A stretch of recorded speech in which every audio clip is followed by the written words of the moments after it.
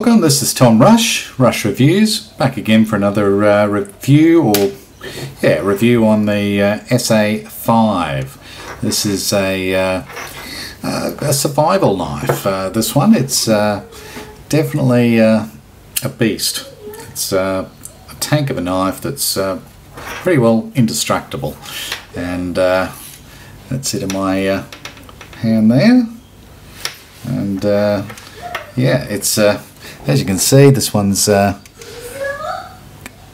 in the USA, which is Esee Knives USA, Rowan Heat Treat, and yeah, Jeff Randall, I think, is the fella that Randall's Adventures, Randall's Adventure Training, and since 1997, and I bought this about 15 years ago, something like that.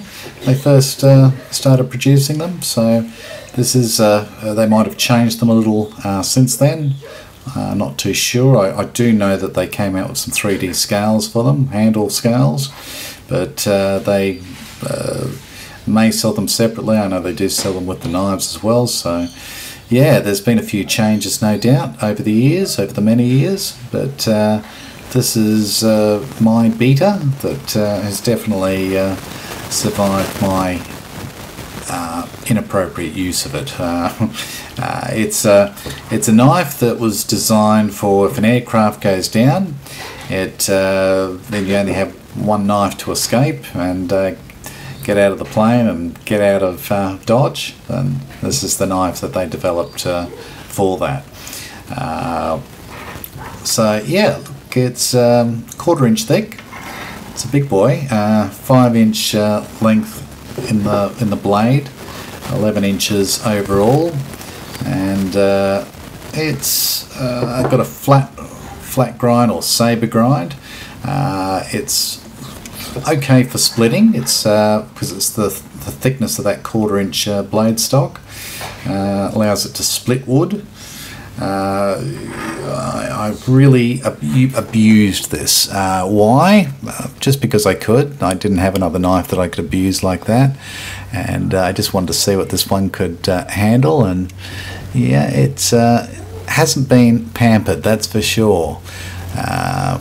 It's quite literally taken, being belted with rocks and mallets and all sorts of things to help aid in the splitting and breaking down of wood and that sort of thing. So yeah, like I say, it hasn't been babied at all. That's its logo there, Esee 5. It's got the micarta handles, natural micarta, and that's really nice micarta too, really well done. It's got a full tang construction. As you can see, the blade stock running through the centre of the handle there. It's got the bow drill divot, so that you can pop the stick in there, so that you can, do the bow drilling. So you can put the stick down there and get it spinning with the bow to cause friction to make a fire. I've never done that, but it looks frustrating, to be honest. I've decided to use a big lighter. Like such, just a lot easier. But hey, I'm ready if I ever need to. If I ever if the apocalypse ever comes, I am prepared. And that's the kind of knife it is. It is truly one that, it's truly one that you can beat up on, and you can dig with it, you can pry with it, you can climb with it. You can put this in between slots of a wall or something, and put your foot on there and put your full body weight on it and work your way up, and it doesn't bend, doesn't break. I've tried it. It's it does it all. Does it do anything really well? Well, probably not, but it can cut. It obviously comes extremely sharp from the factory. It's got a V-grind that it comes with. I think it's about 25 degrees on the V-grind. I'll put a convex edge on this just because I can, and I like them a little better. and yeah, it adds a little strength to the edge, but yeah, I think you can see this one has not been pampered, and nor should it be. It's a knife that's meant for abuse, and Randall's Adventure Training, or Esee actually offer a lifetime warranty with this. Whether you break it, however you break it, they'll fix it. Now that's if you're in the US. I'm in Australia, so no such no such joy over here. So everything I did was at my own risk of breaking the knife, or the knife's risk, and my hip pocket's risk. So, but yeah, look, it held up beautifully. I did batoning, splitting. I found it hopeless at doing feather sticks, but hey, I'm sure others that reprofile that edge further down to maybe a 20-degree edge, something along those lines, will have no problem. Keep in mind that it's not really meant for it, is it? A 1/4 inch stock, you know. Come on, it's not that kind of blade. But a lot of people, when it first came out, I was into bushcrafting, and I thought, well, okay, this is the one that everyone seems to be getting, so I bought it. Not the best choice.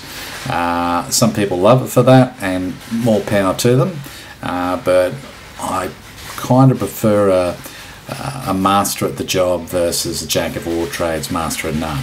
So this is a master. Let me sing its praises. I'm sure that if you're a SERE, search, escape, rescue, evade, I forget what it means, something along those lines, then yeah, if you've got in a downed aircraft and you've got to break your way out and keep yourself alive, yeah, this is the one I'd like to have with me for sure. I feel very secure with this. It's at the very least, if somebody was chasing you, could throw it at their head and knock them out. There's a bit of weight in that. I think it's about ½ a kilo. So yeah, certainly a beefy boy, that's for sure. It's got the Allen keys going up here, which you do need 2, one on each side, and you can take the handle scales off. And yeah, service it. You can take off this powder coating finish if you like, to give a more slick surface, so that you can glide through cutting tasks a bit easy. If you do so, of course, it's 1095 carbon steel, so obviously the downside of that is it will rust, so pick your poison. But I left it on, and I like the little details and that sort of thing. I think it looks pretty cool. But you know, do what you want. I may eventually take that off. Probably never will, but I may, just to try it out. And I would love to reprofile that down to a shallower or thinner stock. Not totally. I'd still leave the blade stock at the back 1/4 inch, and then just sort of get rid of that from where it goes to a flat to the grind there, the flat grind there. I'd sort of even that out, just make it a little bit more slicey, but that's being adapted for my purposes, probably not yours. I don't know how many of us are going down an aircraft that we need to escape from or get out of, but this would be the tool to do it, to escape. I have been reassured. So yeah, look, I'll give you some details on it. I'll show you the sheath as well. When I got this, it was my first experience at a Kydex sheath, and I was kind of spoiled because I thought they'd all come like this. This is pretty beefy, pretty thick Kydex on this, and it is absolutely fantastic. This is a fantastically made Kydex sheath, drainage hole at the bottom there. Sorry about that band-aid, bit of a knife injury. And yeah, it's even got, I'll show you, you have the blade, push it in, good solid click, a little bit of rattle after all these years, but not too bad. But yeah, that thing there, that washer and screw, rubber grommet thing. That's locked. In the lock position, push it down and slide it straight out. So yeah, I love that Kydex sheath. Never rattled to begin with, but over the years with the heat here in Queensland, in Australia, it has definitely, yeah, caused it to probably deform ever so slightly, enough to make it just a little bit loose in there. So yeah, what else can I tell you about it? Let's see what else I can see if there's anything worth mentioning. Yeah, so it was designed for SERE instructors with the Air Force. The goal of being the best knives for aircraft survival, escape and evasion. The SE5 is made with bomb-proof. It's got a 6.35mm thick or 1/4 inch thick blade stock on it, and durable powder coat finish. As you can see, that's a metal mallet that's banged across the side of it there, and yeah, I think it's pretty durable considering the abuse it received.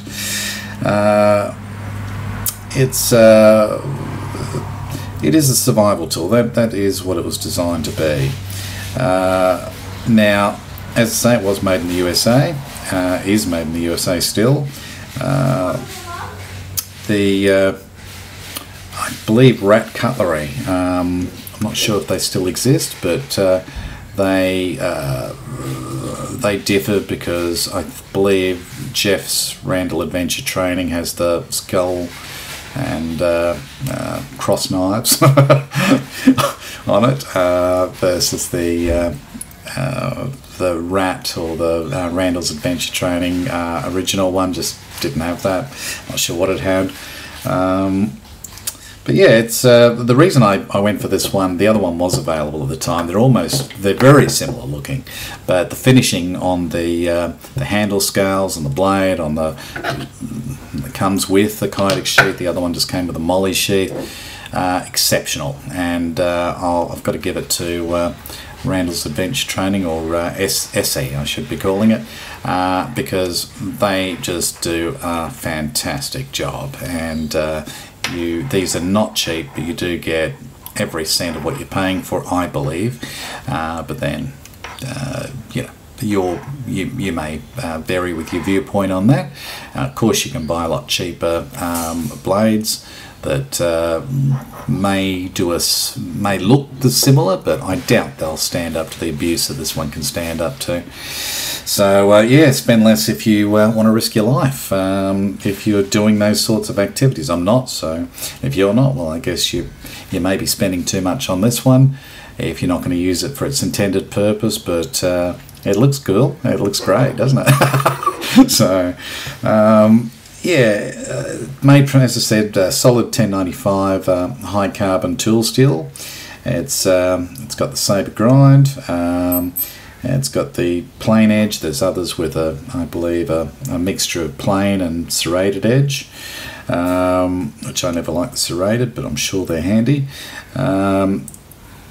It's easy to get sharp with this 1095. I mean, it really does sharpen up nicely. So that's a big plus, although you do have to put up with the corrosion. But if you keep it like a dry lube on it, something along those lines, you can keep it where it's not slippery and from the oil, but the dry lube will put a film over it that will protect it. So that's what they recommended back at the time, and that's what I still use. Now, the jimping it has along the back of the edge there is perfect for the thumb to rest on, and it really grips the thumb well. You've got obviously plenty of stock there as well for your grip, and feels really comfortable and grips really well. The scales, I have heard other people state that they find them a little uncomfortable because these particular ones, not to say you can't get the 3D contour ones, but these particular ones are somewhat flat and are a little bit squared off in the hand, although they are beveled edges and rounded. But yeah, some people have complained that it does feel somewhat uncomfortable on the hand. Never found I find it beautifully comfortable, but if you're using this for, as I have done, over a couple of hours, yeah, it gets a little uncomfortable, but I could say that about most knives that I've used, no matter how good the handle is, or the shape of it. Now, this does offer traction as well. These scales. This micarta. It's not the super smooth micarta. It's smooth, but it's rough. If you know what I mean. It's got some texture to it, so it will grip your hand quite nicely. It does come with a glass breaking pommel at the back of it here, which I'll give you a look at. You can just see the way it's chiseled off there to give a point, and then that way, so you can see it's like a little pyramid, and that point will smash through glass, through laminate or laminated glass, or just about any sort. As long as it's not bulletproof, it'll go through it. So yes, I have done that, if you're wondering. Now, it did come with a lifetime warranty. This one's in the OD green. I believe it comes in like a desert tan. It comes in black. It comes in like there's some crazy neon colours like the orange and the green, venom green or whatever they call it, and the very bright orange, so which is great. I mean, if I drop this, and I've done it before, I can't see it. I mean, it's matching in with the Australian surroundings. It's got the green powder coat paint, which matches in with the grass or the landscape. So does the handle. So yeah, maybe if you're serious about it, get yourself one that's got the fluoro colouring. If you're trying to go stealth, well, yeah, you don't have that choice. But as I say, the overall length from tip to pommel, 11 inch or 280 mil, 28 centimetres. You're looking at the thickness being, this is the blade thickness or blade length, 5.25 inch they're calling it. I just call it 5. I'm not really sure where they're getting the 5.25 from, maybe from this point here. The steel was 1095 carbon. You're looking at the textured powder coat finish, which some people like. I don't, but it serves its purpose. You've got the saber grind. You've got the what else? You've got the weight, 454 grams. So it's heavy. For a knife this size, for an 11 inch 5 inch blade, 11 inch overall knife, this is probably the heaviest blade I've ever picked up. So there's that, but that extra weight does give you the ability to to be able to obviously cut, swing, and make sure you use a lanyard. That's where your lanyards really come in handy, and just that way it won't go flying off into your leg or anything like that if you slip. But yeah, so good idea. Always safety first. And the bow drill, yeah, made in the USA. Now the cost of this, you're looking at Australia now, not when I bought it. When I bought it, I believe I paid under 200, like 150, 180 maybe max, somewhere in that range, and that's by the time it got converted and everything here in Australia, so it was under $200 for me. That's when the Australian dollar was about equal, so it would have been somewhere between 150, 180 US. You're looking at, in Australia now, to be able to buy these, you're looking at between 360 was the cheapest I could find it in Australian dollars, going all the way up to 495 Australian dollars. So, I'm not sure who would pay that, but I'm sure that if you're a collector, you'd probably be happy to pay it. Happy enough. And in the US, you're looking at the average price I found for it was about the 185 US dollar price. So that's about it. Just thought I'd give you a look at that one.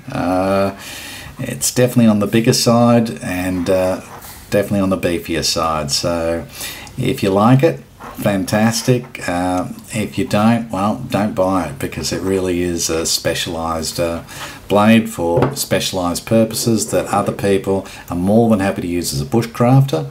Don't recommend it at all, but you can use it as a bushcrafter, as others have.